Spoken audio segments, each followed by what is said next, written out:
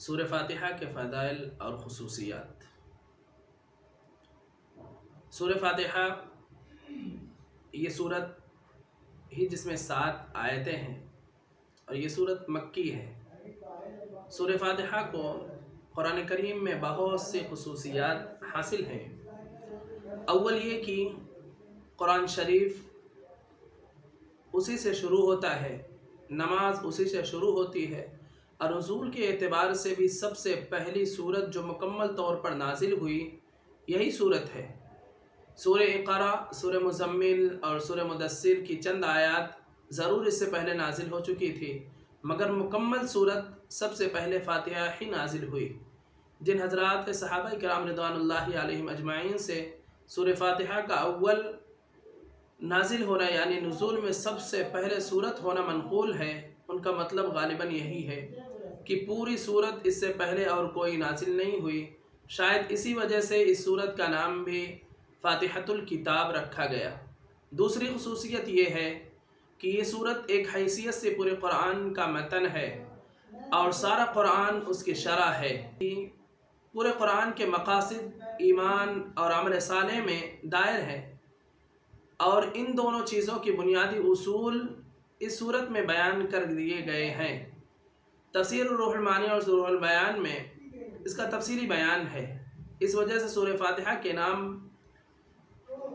بھی کئی ہیں، جن میں ایک نام ام القرآن، ام الکتاب اور قرآن عظیم بھی احادیث صحیحہ میں آئے ہیں۔ یا اس وجہ سے کہ اس صورت میں اس شخص کے لیے جو قرآن کی تلاوت یا مطالعہ شروع کرے ایک خاص ہدایت دی گئی ہے کہ وہ اس کتاب کو اپنے تمام پچھلے خیالات اور نظریات سے خالی الذہن ہو کر خالص طلب حق اور راہ راست کی جستجو کے لیے پڑھے اور دیکھے، اور اللہ سے یہ دعا بھی کرے کہ صراط مستقیم کی ہدایت عطا ہو۔ اور شروع صورت میں اس ذات کے حمد و ثنا کا بیان ہے جس کی بارگاہ میں یہ درخواست ہدایت پیش کرتا ہے، اور اسی درخواست کا جواب پورا قرآن ہے جو الف لام میم ذالک الکتاب سے شروع ہوتا ہے۔ گویا انسان نے جو اللہ سے راہ راست طلب کی تھی اس کے جواب میں ذالک الکتاب فرما کر اشارہ کر دیا کہ جو تم مانگتے ہو وہ اس کتاب میں موجود ہے۔ میرے عزیز ساتھیوں، رسول اکرم صلی اللہ علیہ وسلم نے فرمایا کہ قسم ہے اس ذات کی جس کے قبضے میں میری جان ہے کہ سورہ فاتحہ کی نظیر نہ تورات میں نازل ہوئی، نہ انجیل اور زبور میں، اور نہ خود قرآن کریم میں کوئی دوسری سورت اس کے مثل ہے۔ رواہ ترمذی۔ اور آپ صلی اللہ علیہ وسلم نے فرمایا کہ سورہ فاتحہ ہر بیماری کی شفا ہے۔ یہ بہقی وغیرہ میں، بہقی کے شعبہ ایمان میں بسند صحیح ذکر ہے۔ سورہ فاتحہ کا ایک نام حدیث میں سورہ شفا بھی آیا ہے، اور صحیح بخاری میں بروایت انس رضی اللہ تعالیٰ عنہ مذکور ہے کہ رسول اللہ صلی اللہ علیہ وسلم نے فرمایا کہ قرآن کریم کی سب سورتوں میں عظیم ترین الحمدللہ رب العالمین ہے۔ تو آئیے اب شروع کرتے ہیں سورہ فاتحہ کی ان آیات کا ترجمہ کرتے ہیں اور اس کی تفسیر کچھ مختصر کرتے ہیں، جس سے ہم اور آپ سن کر سمجھ سکیں کہ پورے سورت کے اندر اللہ رب العزت نے کیا فرمایا ہے، اور کون کون سی آیتیں ہیں جو بندوں سے متعلق ہیں اور کون کون سی آیتیں ہیں جو رب العالمین سے متعلق ہیں۔ آئیے شروع کرتے ہیں۔ اعوذ باللہ من الشیطان الرجیم، بسم اللہ الرحمن الرحیم۔ شروع اللہ کے نام سے جو بے حد مہربان نہایت رحم کرنے والا ہے۔ الحمدللہ رب العالمین، سب تعریفیں اللہ کو لائق ہیں جو مربی ہے ہر عالم کے مخلوقات، الگ الگ جنس ایک ایک عالم کو کہلاتا ہے۔ مثلا عالم ملائکہ، عالم انسان، عالم جن۔ الرحمن الرحیم، سب تعریفیں اللہ کے لیے ہے۔ الرحمن الرحیم، جو بڑے مہربان نہایت رحم کرنے والے ہیں۔ مالک یوم الدین، جو مالک ہے روز جزا کے، یعنی مراد قیامت کا دن ہے جس میں ہر شخص اپنے اعمال کا بدلہ پائے گا۔ ایاک نعبد و ایاک نستعین، ہم آپ ہی کی عبادت کرتے ہیں اور آپ ہی سے درخواست عنایت کرتے ہیں۔ اہدنا الصراط المستقیم، بتلا دیجیے ہم کو سیدھا راستہ۔ اس سے مراد دین کا راستہ ہے۔ صراط المستقیم یعنی ہم کو ہدایت دے، ہم کو بتلا دے دیے سیدھا راستہ۔ صراط الذین انعمت علیہم، راستہ ان لوگوں کا جن پر آپ نے انعام فرمایا۔ اس سے مراد دین کا انعام ہے۔ غیر المغضوب علیہم ولا الضالین، نہ راستہ ان لوگوں کا جن پر آپ کا غضب ہوا، اور نہ ان لوگوں کا جو راستے سے گم ہو گئے راہ ہدایت چھوڑنے کی وجہ سے۔ ایک تو یہ کہ اس کی پوری تحقیق نہ کرے، ضالین سے ایسے لوگ مراد ہیں۔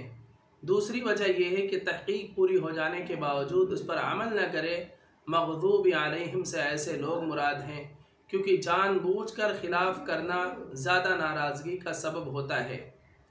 میرے عزیز ساتھیوں، سورہ فاتحہ یہ جو ہم نے آپ کے سامنے تلاوت کی، اس کے اندر 7 آیتیں ہیں، جن میں سے پہلی 3 آیات میں اللہ تبارک و تعالیٰ کی حمد و ثنا ہے، اور آخری 3 آیتوں میں انسان کی طرف سے دعا و درخواست کا مضمون ہے، جو رب العزت نے اپنے رحم و کرم سے، اپنی رحمت سے خود ہی انسان کو سکھایا ہے۔ اور درمیانی ایک آیت میں دونوں چیزیں مشترک ہیں، کچھ حمد و ثنا کا پہلو ہے، کچھ دعا و درخواست کا پہلو ہے۔